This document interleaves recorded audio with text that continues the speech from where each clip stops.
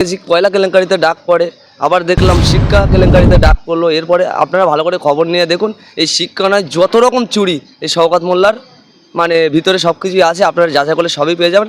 সবে তো একটা একটা করে বার হচ্ছে, আগামী দিন দেখো আরও কত কিছু বার হয়।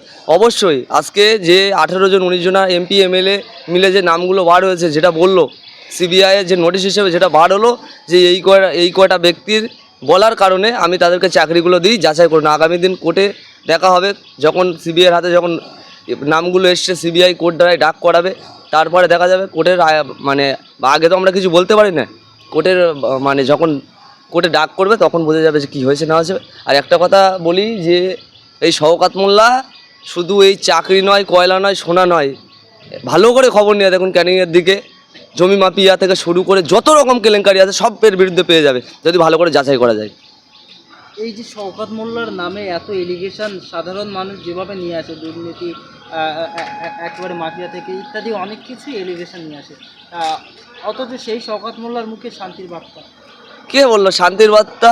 শওকত মোল্লার মুখে শান্তির বার্তা আমরা দেখেছিলাম কলেজ মাঠে, যখন কলেজ মাঠে একটা খেলা হচ্ছিল, ফুটবল খেলা, সেখানে এত পরিমাণে বাজি ফাটাচ্ছে তৃণমূল কংগ্রেসের ছেলেরা, সেখানে পুলিশ বারণ করে যে এত বাজি ফাটাও না। শওকত মোল্লা কড়া স্টেপ পুলিশকে দেখিয়েছিল, আমরা দেখেছিলাম। তখন কি শান্তির বার্তা দিচ্ছিল প্রশাসনের উপরে, একটা সাধারণ ব্যক্তি নয় বা কোনো একটা তৃণমূলের কর্মী নয়।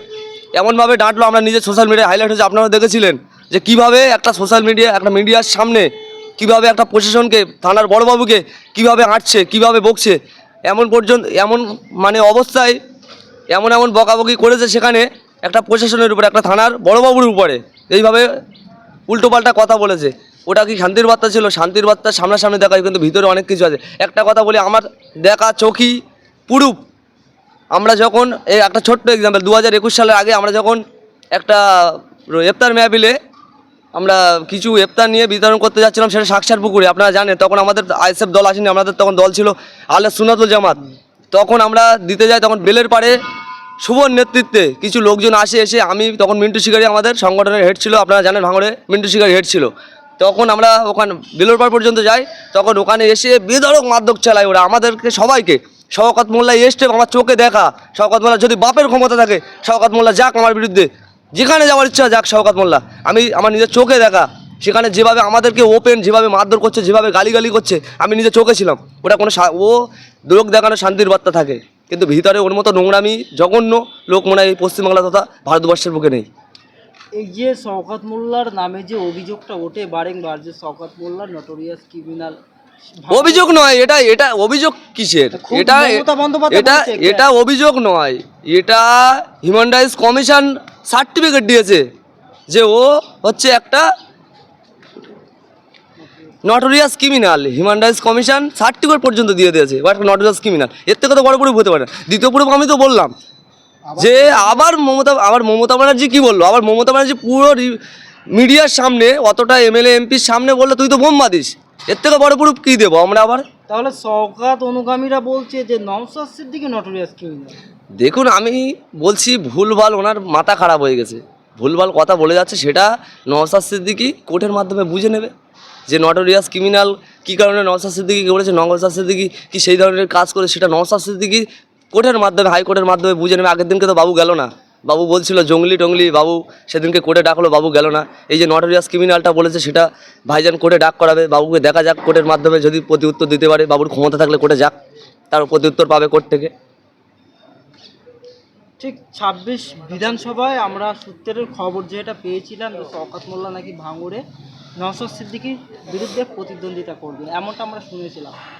তৃণমূলের নেতা, কোনো এক নেতা, তিনি বলছেন যে না, শওকত মোল্লা নিজের জমি ছেড়ে ভাঙড়ে এসে দাঁড়াবেন না, তিনি বার্তা দিয়েছেন। এবং এটাও বলেছেন যে দল যাকে সিদ্ধান্ত করবে সেই ভাঙড়ে প্রার্থী হবে বিধানসভা নির্বাচনে। তবে শওকত মোল্লা যদি ভাঙড়ে না দাঁড়ায়, তাহলে শওকত মোল্লা নওশাদকে ভয় পেয়ে কি তাহলে দাঁড়াবে না ভাঙড়ে? 100 বার আমি একটা কথা বলি, এই যত ভাঙড়ে তৃণমূলের চেলাগুলো আসে, ভাবছে যে আমাদের অবজারভার নাম মানে দাবি করে যে অবজারভারের নামে দাবি করে শওকত মোল্লা এই ভাঙড়ের বুকে দাঁড়াক। আমরা চাই সেটা, আমরা আইএসএফ তথা ভাঙড়বাসী চাই যে এই ভাঙড়ে শওকত মোল্লা দাঁড়াক। কারণ হলো এই ভাঙড়ের মানুষ এঁচে আছে 26-এর ভোটের দিনকে কীভাবে ওই শওকত মোল্লার মুখে, শওকত মোল্লা বাবুর মুখে ঝামা গোষ্ঠী ভাঙড়ের মানুষ জানে, সেটা ওরা অ্যাডভান্স বুঝে গেছে। ওই কারণে আর একটা কথা বলি, শওকত মোল্লা অনুগামীরা যারা বলছে যে দল যাকে গাইডলাইন করে যাকে যেখানে দান করাবে সেখানে হবে, ওটা হলো কোনো ব্যাপার না। শওকত মোল্লা এমন একটা জায়গায় আজকে বসবাস করছে, শওকত মোল্লার মাথায় অভিষেক দার, মমতা ব্যানার্জির হাত আছে। শওকত মোল্লা যদি মনে করে, শওকত মোল্লা বলবে এই দক্ষিণ চব্বিশ পরগনায় 31টা সিট আছে, 31টা সিটে শওকত মোল্লা টিকিট দেওয়ার ক্ষমতা আছে। কিন্তু বাবু এই কথাটা কেন বলছে, ভাঙড়ে দাঁড়ালে ভাঙড়ে জানে ভাঙড়ের মানুষ কীরকম গুঁতো মারে, বা শওকত মোল্লা বাবু জানে যে কোথা থেকে কোথায় পৌঁছে যাবে। আর একটা কথা বললি, নিজের মাটিতে এবারে আছে যে লেডিস সিট আছে, ওটায় নিজের বাবু কোথায় গিয়ে দাঁড়ায়, ওসব কথা ভুলভাল কথা ছাড়ো। শওকত মোল্লা ভাঙড়ের মাটিতে একমাত্র এসছে মাল কামানোর জন্য, ডাইরেক্টলি বলছি মাল কামানোর জন্য এসছে। আর দ্বিতীয় কথা হলো, ভাঙড়টা এমন একটা জায়গায় আজকে আছে, মমতা ব্যানার্জি, অভিষেক ব্যানার্জি পুরোই জানে যে ভাঙড়টা এমন একটা জায়গায় বসবাস করছে। আজকে শওকত মোল্লার মতো নটরাজ ক্রিমিনাল না যদি ভাঙড়ে বসবাস করে, কোনো খুনোখুনি হবে না, কোনো মারামারি হবে না, কোনো বোনা বন্দুকের রাজনীতি চলবে না। সেই কারণে শওকত মোল্লাকে আজকে অবজারভার নয়, কিন্তু এখানকার আজকে মমতা ব্যানার্জি কোনোদিন বলেছে যে ভাঙড়ের দায়িত্ব আজকের থাকুক শওকত মোল্লা? অভিষেক বলেছে কোনোদিন যে ভাঙড়ের দায়িত্ব থাক? কিন্তু ওইসব মুখ গছানো এরা যেগুলো নেতাগুলো আছে, এরা চিন্তা করুক এই যে কালকে যে ব্যাপারটা নিয়ে, এই শিক্ষা দুর্নীতিতে যে ব্যাপারগুলো নিয়ে হাইলাইট হয়েছে, সেই ব্যাপারে বাবুকে ডাকুক। বাবু যদি রিটার্ন আসে, তারপরে ওদের মুখে হাসি থাকো। বাবু যেদিনকে যাবে সেদিন থেকে তৃণমূল শেষ হয়ে যাবে এই ভাঙড়ে। পশ্চিমবাংলায় নওশাদ সিদ্দিকীর একটাই মাত্র সিট, সেটা হলো ভাঙড় বিধানসভা।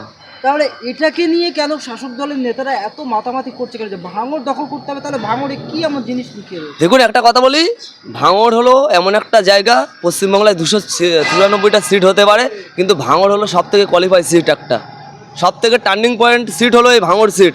ভাঙড় সিট ঝাড় হাতে থাকে, আগামী দিন কিন্তু ওই মর্শদে মমতা ব্যানার্জি বসে আছে, সেই সিটটাই কিন্তু এই ভাঙড় থেকেই কিন্তু ঠিক জায়গা ওই সিটে বসার কিন্তু ক্ষমতা রাখে। আর মমতা ব্যানার্জি ওই কারণেই ভয় পাচ্ছে যে আগামী দিন না যেন এই নওশাদের দল না যেন এই গদিটা না যেন দখল করে। সেই কারণে যে কোনোভাবে যে কোনো হালাতে পয়সা দিয়ে হোক, আর ধমকে হোক, চমকে হোক, ভয় দেখি হোক, কেস দিয়ে হোক, আর মেরে হোক, যেভাবে হোক ভাঙড় থেকে আইএসএফ দলটাকে হটাতে হবে। সেই জন্য নওশাদ সিদ্দিকীর উপর বা আইএসএফের ছেলেদের উপর, আইএসএফ দলের উপর এত টার্গেট, অন্য কোনো ব্যাপার নয়। কারণ আমরা দেখেছি তো বিজেপির এত সিট আছে, কোনো জায়গায় কোনো অসুবিধে নেই। আজকে শুধু এই ভাঙড় কেন পড়ে আছে, সেটা সাধারণ মানুষ তথা ভাঙড়ের মানুষ জানে ভাঙড় নিয়ে কেন পড়ে আছে। আর একটা কথা বলি, ভাঙড় এমন একটা জায়গায়, এই ভাঙড় থেকে 3-4টে দেখেছেন আপনারা খাল বয়ে গেছে, এই ভাঙড় থেকেই আপনারা দেখেছেন। এই যে খালের যে মাটি, বছর যে মাটি, 2 বছর 3 বছর অন্তরে যে মাটিগুলো ওঠে, সেই মাটি থেকে কোটি কোটি টাকায় তৃণমূল কংগ্রেস তথা শাসক দলের ইনকাম আছে। সাথে সাথে এই ভাঙড়ের বুকে যে আমাদের নিউ টাউন বলে যে প্রজেক্টগুলো যে নামছে, কোটি কোটি টাকার ব্যাপার। এখানে কোটি কোটি টাকা, এক টাকা না, কোটি কোটি টাকার ব্যাপার। না তো একটা এক্সাম্পল দিই, ইনফোসিস আপনারা দেখেছেন, ইনফোসিস বিল্ডিং যে আমাদের নিউ টাউনে হাতিশালার গায়ে যে ইনফোসিস বিল্ডিং উদ্বোধন করতে হচ্ছে মমতা ব্যানার্জি। আপনারা দেখেছেন কোনো জায়গায় কোনো একটা বিধানসভায় কোনো একটা ফ্যাক্টরি উদ্বোধন করতে গিয়েছে মমতা ব্যানার্জি কেন আসলো আজকে ভাঙড়ে ছুটে? বুঝতে হবে ভাঙড়ে অনেক কিছু আছে, অনেক কিছু এখান থেকে মানে ওই সবাই বলে, আমাদের নেতা সবাই বলে যে মধুর ভাণ্ডার ভাঙড়ে অরিজিনাল, মধুর ভাণ্ডার অরিজিনাল আছে, ওইখানে খুদ মমতা ব্যানার্জি ভাঙড়ে ছুটে আসছে। বেশ, আপনার নাম? রাহুল মোল্লা।